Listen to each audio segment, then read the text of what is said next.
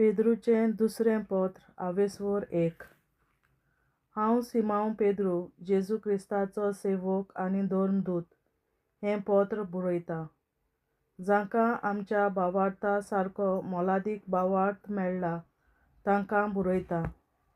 आमी बसतांव त्या देवाचे, आमच्या सोडवणदारा जेजू क्रिस्ताचे तारुणीक दयालयेन तुमकां आनी आमकां तोच भावार्थ फावो जाला. देवाक आनी जेजूक आमच्या सुमयाक ओदीक वळखून तुमकां ओदीक आनी ओदीक देवाची दयालाय आनी शांती सुभाणपणान भोगूंक मेळूं.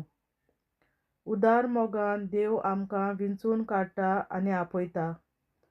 फावो ते परी आमी जियेवंक आनी ताची भोक्ती करूंक गरज तितलें क्रिस्तान आपल्या दिव्या पदवेन आमकां दिलां. आपली परिपूर्ण वळख ताणें आमकां दिल्या आनी आपले मोहिमेंत आनी व्हडटेपणांत वांटो घेवंक आमकां आपयल्यात. ह्या आपल्या उदार बरेपणाक लागून उंच मोलाचीं आनी व्हडटीं देणीं ताणें आमकां बासायल्यात. हे परी संवसारांतल्या कुश्टेपणांतलीं आनी फटकिरे आशेंतलीं सुटोन तुमी देवाच्या जिविताचीं भागीदारां जावंक पावतात. ह्या खातीर क्रिस्ताचेर भावार्थ सांबाळूंक आनी तुमचे सुगूण वाडोवंक सगले उमेदीन तुमी वावरूंक जाय. त्याच बरोबर देवाची खुशी जाणो जावंक प्रयत्न करात.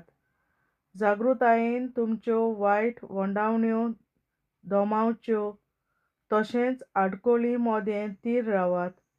त्याच बरोबर तुमची भोक्ती वाडोन वेतली.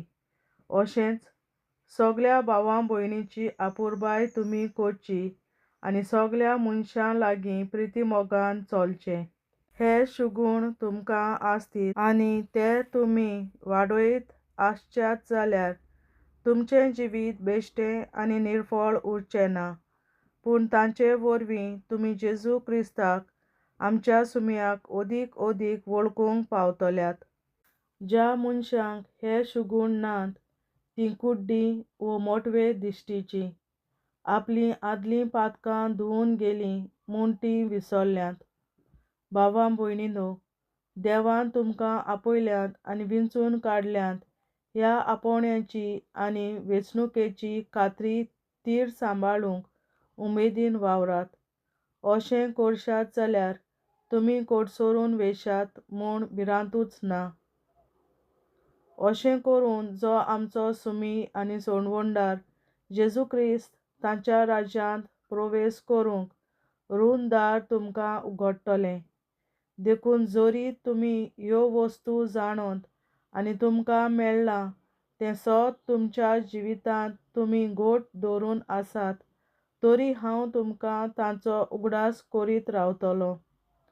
हो संवसार सोडून वचपाचो म्हजो वगत लागीं पावलो म्हूण हांव जाणो आनी तशेंच आमच्या सुम्या जेजू क्रिस्तान म्हाका कळयलां. म्हणून हांव जिवो आसो पर्यंत ह्यो वस्तू तुमच्या मनांत हाडून तुमकां जागृत दवरची म्हूण म्हाका दिसता. आनी हांव मरून गेल्या उपरांत तुमी सदांच ह्या वस्तूंचो उगडास करचो म्हूण हांव उमेदीन वावुरतलों. धर्मदूतांची गोवायकी. आमचो सुमी जेजू क्रिस्त पदवेन येतलो म्हूण आमी तुमकां शिकयलें तेन्ना दुसऱ्यांनी हिकमतीन घडलोलीं गप्पां टाळ्ळां आमी तुमकां सांगूंक नात.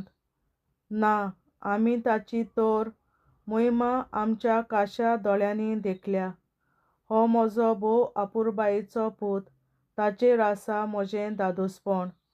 जेन्ना हें उतर दबाजीक वैभवांतल्यान ताका पावलें तेन्ना ताणें देवा ताच्या बापा कडचो घेतलो मान आनी महिमा. आमी ताचे बरोबर पवित्र दोंगर आसल्याव तेन्ना स्वर्गांतावन आयिल्लो हो ताळो आमी काश्या आयकलो. देवाचें उतरें. देवाचे व्हड उपकार.